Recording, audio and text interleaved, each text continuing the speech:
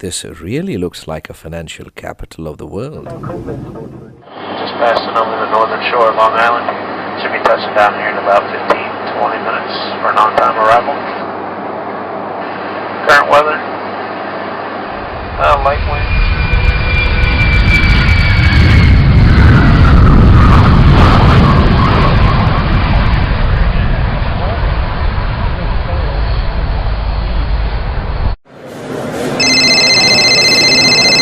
Hi, Hussam, have you arrived? Yes, I'm in the airport gallery. Please wait. I'll be there in a minute. Okay. Hey, Hussam, good to see you in New York. It has been so long, Han.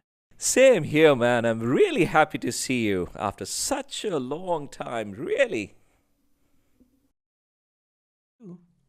Anyway, the car is waiting outside. And you know the New York traffic. Sure.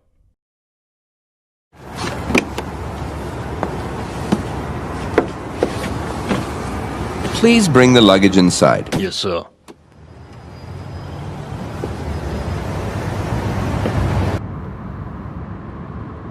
Man, you have really lost weight. Is it?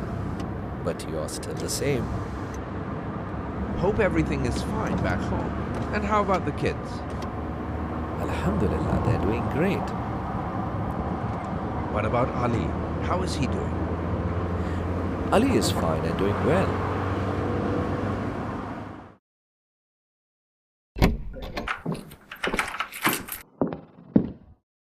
Hey, Hussam, please come in and make yourself comfortable. Wow, you have such a wonderful house. Thank you, Hussam. Why don't you freshen up, and I will arrange some coffee for you. Hey, by the way, where's your family? Well, my children are on vacation visiting their grandparents along with my wife. I'm missing them. So how is life treating you in New York? Oh, it has been quite a ride for me. As you know, since I graduated and having specialized in finance, I was offered a great job at my dream destination, Wall Street. Great. By now you must be a sharp investment banker. Well, I'm not sure whether I'm sharp enough, but I am an investment banker. Why do you say so? The regular protest, rising unemployment, the increase in debt levels, it has all left a heavy feeling of guilt in me. Guilt? Why do you feel guilty? I suppose it's because I'm unable to add any positive change to this ailing financial system. Oh, you haven't changed at all. You are the same old emotional Peter. Cheer up, man. Yes, same old me. So tell me, how's life going for you? Are you still working for the same Islamic bank? Yes, I am with the same institution and currently heading the investment banking division. Okay. What do you think went wrong that led to this drastic meltdown? The crisis has had an effect on all business industries, unfortunately. Some worse than others. Honestly, it's tough not to be trapped in the system, and everyone is throwing their own logic to this situation. Well, you are an investment banker. What is your view? To be precise, in my view, few points have been the causes for this crisis. Is it so? What are they? Of course, greed, extravagance, debt, and speculation. How come? Uncontrolled rise in trading of debt each has left an individual, a corporate, and a sovereign to cause this mayhem. And on this, speculation was an icing on the cake. Well, what is your take on this? To start with, let's take debt. Islam views debt as an obligation. Involvement in debt is generally discouraged in Islam, except in the condition where it becomes a necessity. One cannot take debt to fulfill false pride and greed. You mean to say that if it is not a necessity, one should not get indebted? Peter, Apart from necessity, another important point is that the one who enters into a debt-based transaction should make sure that one has the potential ability or capability to repay in accordance with the terms and conditions of the debt arrangement. Well, then how does Islamic finance work without interest? The two primary sources of Islamic law, the Quran and the Sunnah, strictly prohibit dealing in interest. Quran is a divine book and word of Allah, revealed as a final revelation and guidance to mankind, while Sunnah refers to the traditions of Prophet Muhammad, peace be upon him, that includes his sayings, actions, and tacit approvals. Islam prohibits any excess or premium charged on money lent. In Islamic finance, the institutions play two roles.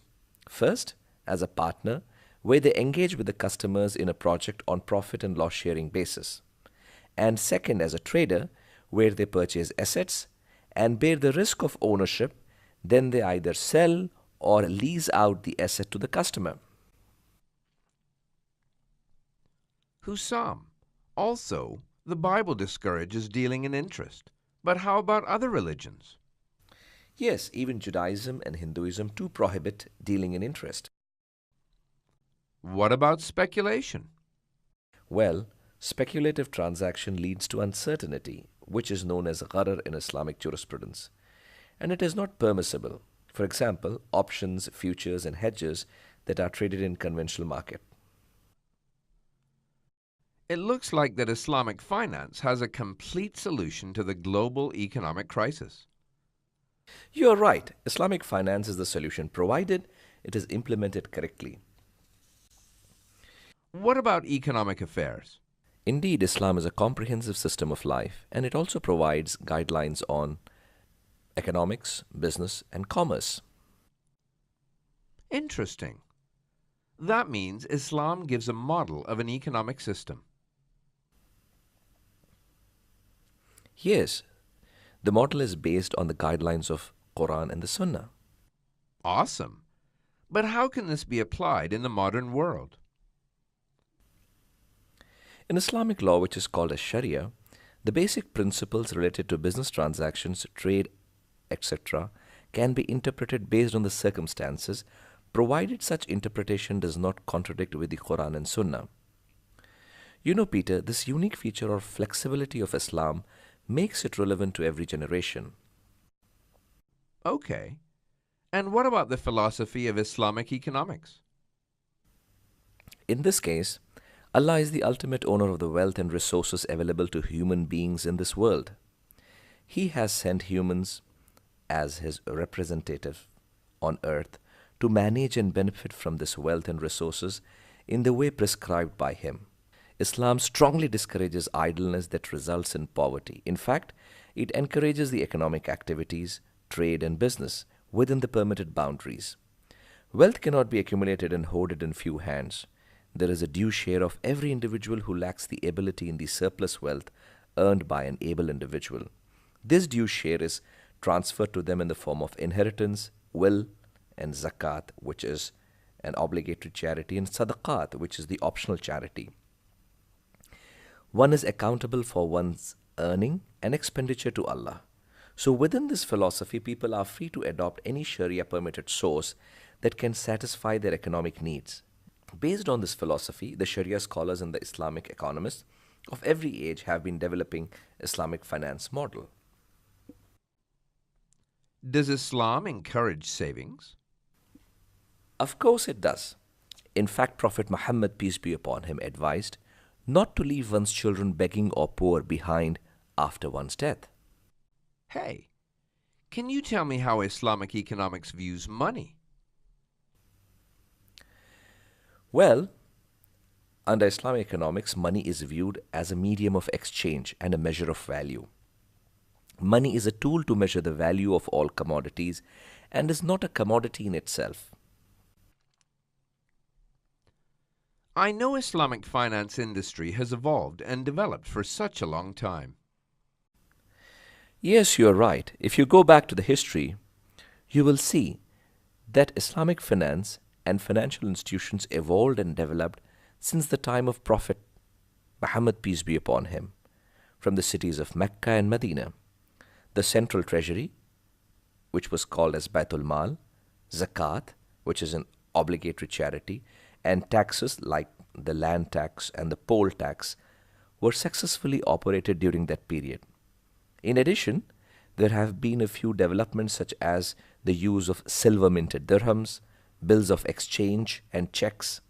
However, the modern development of Islamic finance began in the 19th century when Muslim scholars called for a financial system within the Sharia norms.